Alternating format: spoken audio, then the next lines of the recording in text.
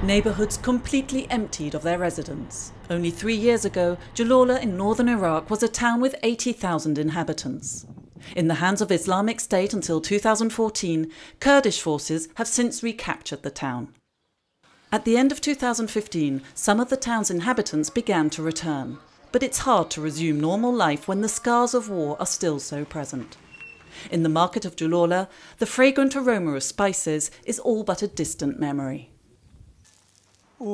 We came back recently and found all these shops were burned. We managed to rebuild everything and open up again, but a lot of people are still absent. God willing, the situation will get better.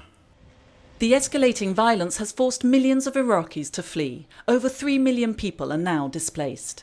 Forced to flee, leaving behind a home, land and friends. Which is exactly what 64-year-old farmer and father of 10 children Hamed did. He had no other choice when Islamic State occupied his hometown Ramadi. Everybody fled, by car or on foot. My car had broken down, so I called my son-in-law. He came to pick up the family, but I stayed at home. The next day, I was hit and injured by a mortar missile and I was taken to the hospital and had surgery. In October 2014, Hamed's son was killed by a sniper. His death severely traumatized his second son, who now regularly has epileptic fits. His daughter lost her child and husband in an airstrike that killed 9 members of her family. I've lost all hope. Since my daughter and husband died, everything's gone. Hamed has an appointment at the MSF mobile clinic today.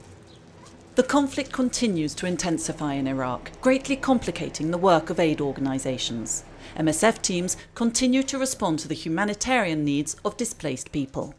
Health structures, health facilities have been partially or totally damaged, reducing dramatically the access that people can have to care. Definitely we cannot leave the Iraqis alone.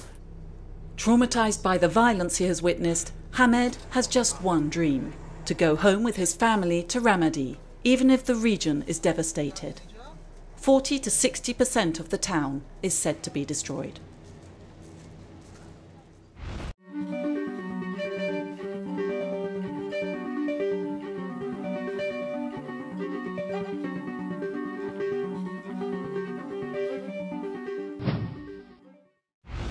Yellow fever is a viral hemorrhagic disease like dengue fever and Ebola.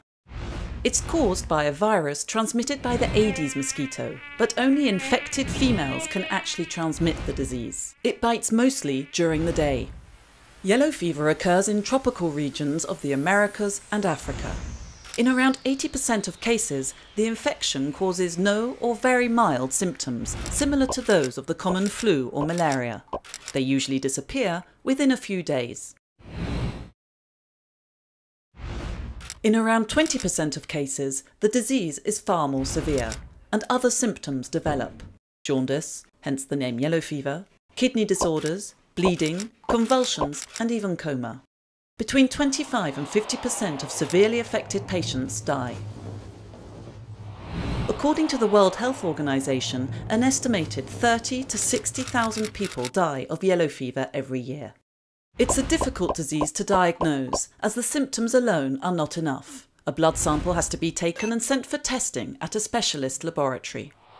Although the disease was discovered 90 years ago, there is still no treatment for the actual virus. Patients can only be helped to overcome the disease by treating the symptoms. So prevention is crucial. To reduce the risk of mosquito bites, effective personal protection is key. Vector control to combat the mosquitoes is also important. This includes getting rid of stagnant water, as this is where they lay their eggs. and spraying and fumigating insecticides to eradicate breeding sites and eliminate adult mosquitoes. Another means of prevention is vaccination. A vaccine was found long ago. Affordable, effective in almost 100% of cases, just 1 month after injecting a single dose, it provides lifelong protection. It's a tricky vaccine to produce. The virus is first injected into a fertilized chicken egg. The egg is then kept in an incubator for around 3 days, the time it takes for the virus to multiply. Then, the white of the egg, which at this point contains millions of vaccine viruses, is extracted from the egg. The virus is separated and rendered non-toxic. 100 to 300 doses of vaccine can be obtained from just one egg. A complex and relatively long process. And as demand for the vaccine is highly fluctuating, manufacturers do not produce very large quantities. This limited supply is problematic, as the vaccination of millions of people in Angola and Congo is putting considerable pressure on the global stockpile. A possible solution would be to reduce the size of the dose.